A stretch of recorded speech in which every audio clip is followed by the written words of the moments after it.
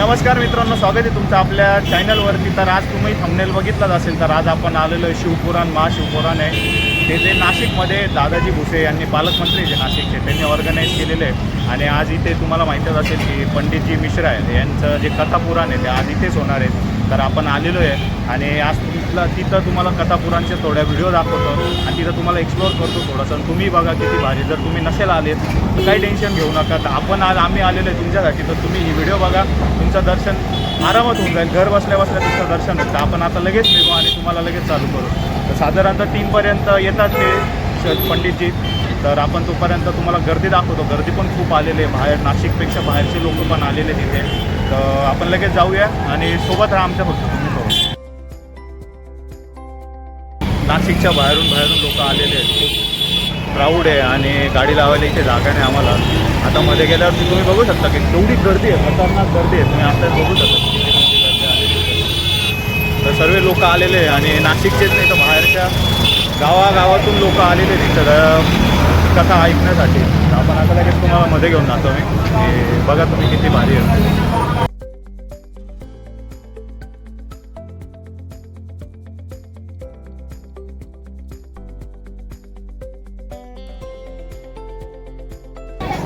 तर मित्रांनो, आम्ही आता प्रथमेश आमच्यासोबत आहे. आज आम्ही दोघं आलो आहे कथा ऐकण्यासाठी. तर बघा तुम्ही क्राऊड किती आहे, खतरनाक एकदम गर्दी आहे. पण एवढंच आहे का आम्ही तर सिस्टमॅटिक चालू आहे का, खतरनाक सिस्टमॅटिक. असं नाही की कुठे काही चालू आहे. मालेगावचं पण गेलो होतो तर मालेगावला आधी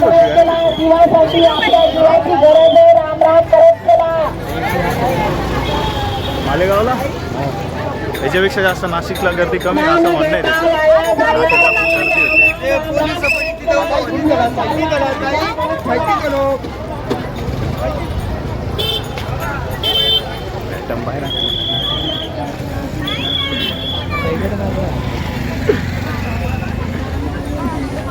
परत आपण पण ऐकणार आहे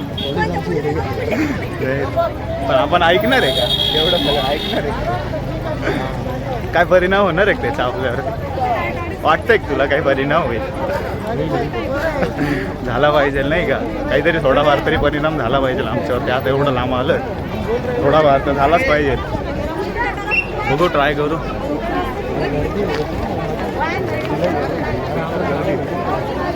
बघू आता आलोच येतो जावं.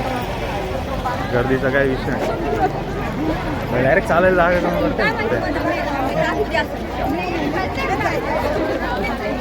डॉन सोबत राहायवर का नाही तर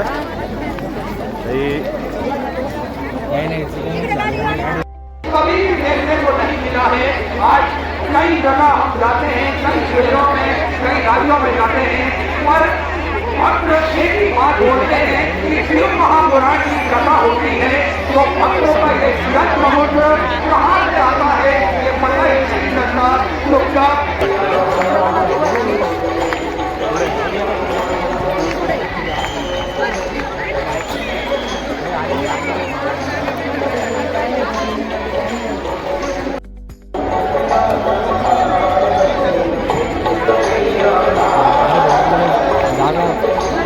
आपल्याला अरे कोणीच दिसत नाही ते का, एवढी गर्दी आहे ना, खतरनाक गर्दी. बाबा आम्हाला उभं राहायला जागा नाही डायरेक्ट, एवढी गर्दी. म्हणते बाबाचं स्टेज तर दिसतच नाही डायरेक्ट, एवढी गर्दी आहे तिथे. बघू आता काय होतं, थोडं ॲडजस्ट करता आलं तर बघू, तिथपर्यंत जाता आलं तर बघू. ट्राय मारू आम्ही तिथं जाण्याचं. पण काय आता स्क्रीन पण दिसत नाही, एवढी गर्दी.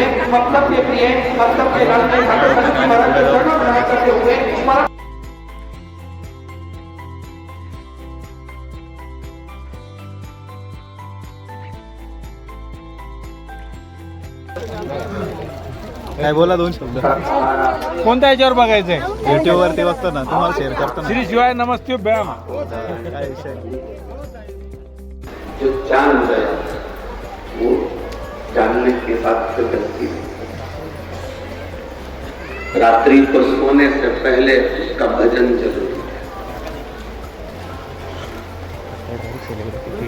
सांप से डरते हो ना? अरे बोलो तो नहीं डरते हो तो मंगवा के छोड़ो. सांप से डरते हो तो सांप से भी डर रखते हो. जब सांप से भय लगता है तो सांप से क्यों नहीं? हम किसी को शब्द कह रहे हैं, खाने दे रहे हैं, गाली दे रहे हैं, आड़ा टेढ़ा कर रहे हैं, ये श्रेष्ठता नहीं। तो कई लोग कहते हैं गुरु जी आप कहते हो कि गंदा मत बोलो, अपशब्द मत बोलो, ताना मत दो, गाली मत दो, आड़ा टेढ़ा मत बोलो, दूसरे लोग हमको बोलते हैं वो। अरे तो हम तो हमेशा कहते हैं ना, जो उन्नति की सीढ़ी पर चढ़ता है, जो तरक्की के मार्ग पर आगे बढ़ता है, तो सबसे ज्यादा गाली उसी को पड़ती है, दूसरे नहीं बकेंगे। तुम्हारी कॉलोनी के जो होंगे, तुम्हारे मोहल्ले के जो होंगे, तुम्हारे रिश्तेदार जो होंगे, तुम्हारे परिचित जो होंगे, जो तुम्हें बचपन से देखते होंगे, जो तुम्हें जानते होंगे। नामदेव जी को गाली किसी दूसरे ने नहीं दी, उनके अपनों ने दी। संत ज्ञानेश्वर महाराज को अपशब्द कह देते थे, संत तुकाराम जी को आड़ा टेढ़ा कर देते थे, मीराबाई को आड़ा टेढ़ा करते थे, रामकृष्ण परमहंस जी को आड़ा टेढ़ा करते थे, कर्माबाई को अपशब्द कहते थे। भारत की भूमि के एक एक संतों का चरित्र निकाल कर देखिए, उनको कितना अपशब्द कहा गया, उनको कितनी गालियां दी गई, उनको कितना आड़ा टेढ़ा कहा गया। ये संत तो बाद में बुझाए, जब भगवान में समाहित हो गए, जब भगवान में चले गए, संसार छोड़कर चले गए, तब दुनिया के लोगों ने इन संतों को पूजना चालू करा। जब तक जिंदा थे तब तक उनके नगर के लोग, उनकी कॉलोनी के लोग, उनके मोहल्ले के लोग, उनके क्षेत्र के लोग, उनके प्रदेश के लोग उनको अपशब्द कहते रहे। जब वो चले गया तब दुनिया को मालूम पड़ा कि संत तुकाराम जी क्या थे, संत ज्ञानेश्वर क्या थे, संत एकनाथ जी क्या थे, मीराबाई क्या थी, रामकृष्ण परमहंस क्या थे, श्रीमद वल्लभाचार्य क्या थे, श्री रामानुजाचार्य महाराज क्या थे, श्री निम्बाचार्य महाराज क्या थे, उनको पहचाना। जिसकी हस्ती है, जिसको लोग जानते हैं, उसी की चर्चा होती है। जिसकी हस्ती नहीं, जिसको लोग पहचानते ही नहीं, लोग उसको कुछ चर्चा।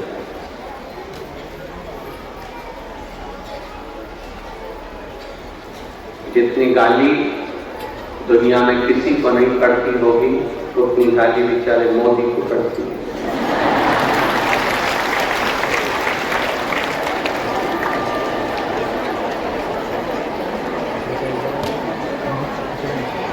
सारे शब्द कहते रहे, तुम्हें तो जरा सी कोई गाली दे दे तो तुम मुंह बुला के बैठ जाओ, उसके बाद भी उसके चेहरे पर सल नहीं आता, प्रसन्नता में अपना कार्य करता रहता है। प्रसन्नता में कार्य कर आगे बढ़ते जाता है। मुड़कर मत देखो कौन ने गाली दी है, कौन ने अपशब्द कहा, कौन ने ताना दिया, किसने क्या कहा। आप अपना कर्म करिए। अरे मत बुरे कर्म कर वरना पछताएगा, भगवान की आंखों से तू बच नहीं पाएगा, तू बच नहीं पाएगा। अरे ओ अज्ञानी मत कर, अरे ओ अज्ञानी मत कर, तेरे कर्म का फल भी तू ही पाएगा, जैसा किया तुमने तेरे आगे आएगा। मत बुरे कर्म वरना पछताएगा, भगवान की आंखों से तू बच नहीं पाएगा, तू बच नहीं पाएगा। मिला हमें उसको हम क्यों गवा, व्यक्ति की बात करता, गाली देता, अपशब्द कहता। असली संत, असली साधु गुरुजन जब जन्म लेता है तो उसको सबसे ज्यादा अपशब्द कहा जाता है। बहुत सब तो नहीं करता है, सोने को तपाएंगे तो उसमें निखार है।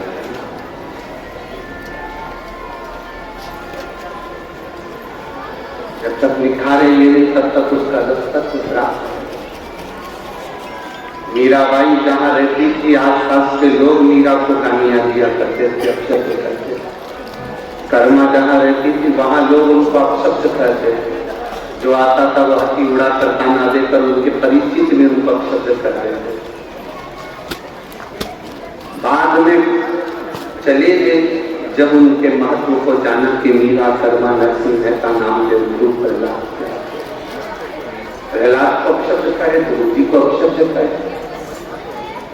जब चले गए तब मालूम पड़ा कि ये क्या है।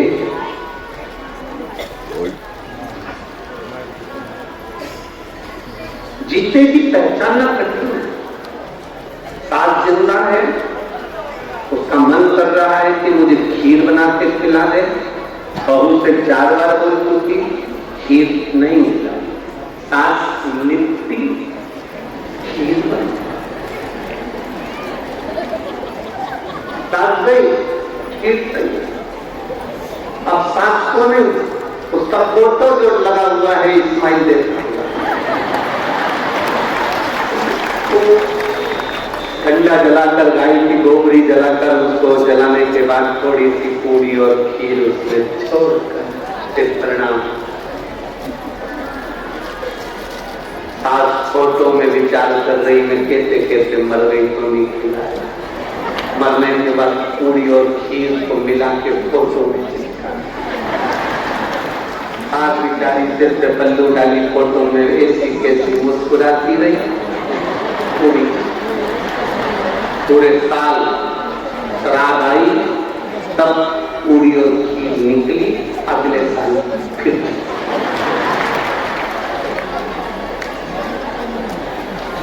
चिपकते, फिर अगला साल आएगा, फिर पूरी चिपक।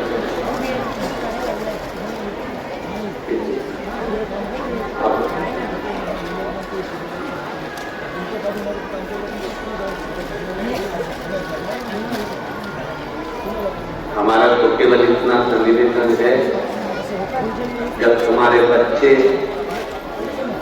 दुकान पकड़ ले, जब तुम्हारी बहू रसोई घर पकड़ ले, तुम्हारे बच्चे अच्छे से दुकान चलाने लगे, काम करने लगे, तुम्हारी बहू अच्छे से रसोई घर में भोजन बनाने लगे, घर संभालने लगे, जब तुम्हारे बच्चे दुकान पकड़ ले, तुम्हारी बहू में तुम्हारा घर रसोई घर पकड़ ले, तब तुम हाथ में पानी का लोटा पकड़ लो और माला पकड़ लो। बस एक लोटा जल चढ़ाना प्रारंभ करो। नहीं पकड़ोगे, 2-4 कदम चलने की आदत डालो, दिन भर सोफे पर पड़े रहते हो, मोबाइल रिमोट हाथ में पड़ा रहता है, पड़े पड़े घर में शरीर में बीमारी बढ़ती चली जाती है। दूध वाला दूध देने आता है, घंटी बजाता है तो भी नौकर जाता है, कोई आया तो नौकर दरवाजा खोलता है, भोजन वाली, कपड़े वाली, बर्तन वाली, भांडे वाली सब आती है, तुम अकेले केवल मोबाइल और टीवी, इसके सिवाय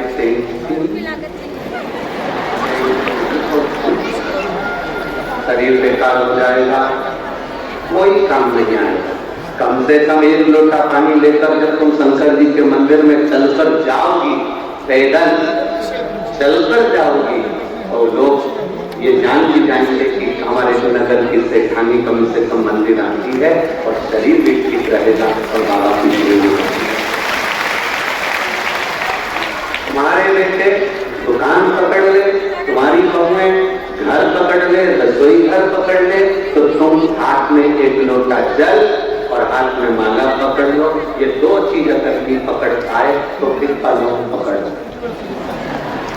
फिर डॉक्टर क्या करेगा? पलंग पकड़ लिया, थायराइड गड़बड़ हो गया, शुगर ऊंची नीची हो गई, बीपी ऊंचा नीचा हो रहा, घुटने दुख रहे, कमर में गेप आ गया, न जाने कितनी कितनी बीमारियां मनुष्य को घेरती चली जाती है। उसका कारण इतना सा है कि तुमने सही समय पर माला नहीं पकड़ी, तुमने सही समय पर पानी का लोटा नहीं पकड़ा, तुमने सही समय पर शिव महापुराण नहीं पकड़ी, तुमने सही समय पर बाबा का नाम नहीं पकड़ा, इसलिए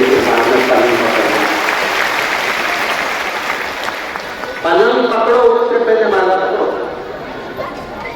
पर कई लोगों की आदत रहती है, जब तक पलंग नहीं पकड़ते तब तक माला भी नहीं पकड़ते।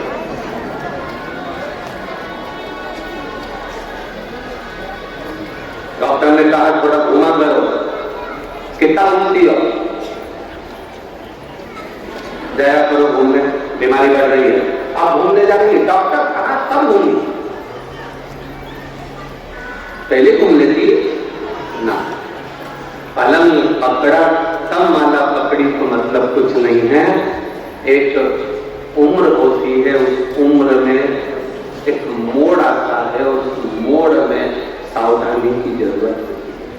बचपन और बुढ़ापे के बीच का जो मोड़ है, कई लोग कहते हैं जवानी में तो घुमा फिरा जाता है, कमाया जाता है, घड़ी में तो गंदा पानी देखा जाता है, भगवान का कोई भजन करा जाता है, ये मोड़ है जिंदगी। अब तुम्हारे यहाँ शादी में मोड़ बनता है कि नहीं बनता वो हमको नहीं मालूम। हमारे यहाँ तो जो शादी होती है तो दूल्हा को भी एक यहाँ पर मोड़ बांधते हैं और दूल्हे को भी एक यहाँ पे मोड़ बांधते हैं। तुम्हारे यहाँ बांधते? अरे बोलो तो जब मानते ना मोड़, मोड़ क्यों मानते हैं?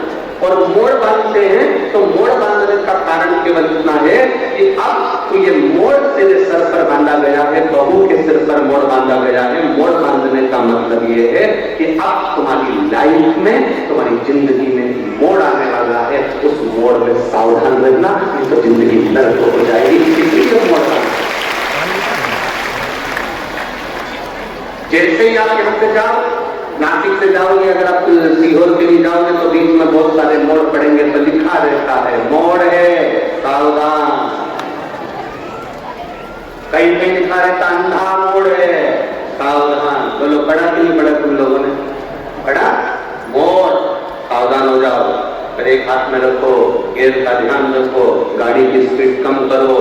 मोड़ है, मोड़ पर ध्यान रखना पड़ता है। उसी तरह बचपन में इतना ध्यान रखने की जरूरत नहीं, बुढ़ापे में इतना ध्यान रखने की जरूरत नहीं। जब बचपन धीरे धीरे निकल रहा हो और आप थोड़े से बड़े होते चले जा रहे हैं, तब तुम्हारी जिंदगी में मोड़ आएगा। उस मोड़ में तुम गुटखा, तंबाकू, सिगरेट, बीड़ी और गलत गलत मदिरा की बोतल नहीं, हाथ में एक लोटा जल पकड़ना, वो मोड़ मानते हैं। लाइफ में मोड़ आता है, जिंदगी में मोड़ आता है। ऐसा कोई व्यक्ति नहीं जिसकी जिंदगी में मोड़ नहीं है। जब रोड पर मोड़ आता है तो मोड़ आए, शादी हुई तो मोड़ बांध दिया कि मोड़ आएगा। जिंदगी में कोई अवसर देता है, सामने गाड़ी में तुम बहू बनकर जा रही हो, ध्यान रखना मोड़ बांधा है, जिंदगी में मोड़ आएगा। कोई ताना दीजिए तो बिल्कुल सह लेना, कोई अवसर दिन कहे तो सह लेना, कोई आड़ा टेढ़ा बोले तो सह लेना।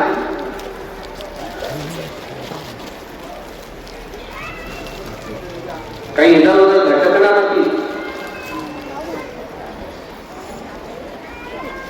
आज देवउठनी एकादशी है, पेड़ भाजी आवला उठो दे आते मोड़। माता अहिल्या को देखकर ब्राह्मण की धर्म पत्नियों ने अपशब्द कह दिया, जब उनके बस की नहीं रही। अब देखो, माता अहिल्या के पास में रहती है ब्राह्मण, उनके नजदीक में रह रहे ब्राह्मण और ब्राह्मण की पत्नी, बिल्कुल लगा हुआ घर है।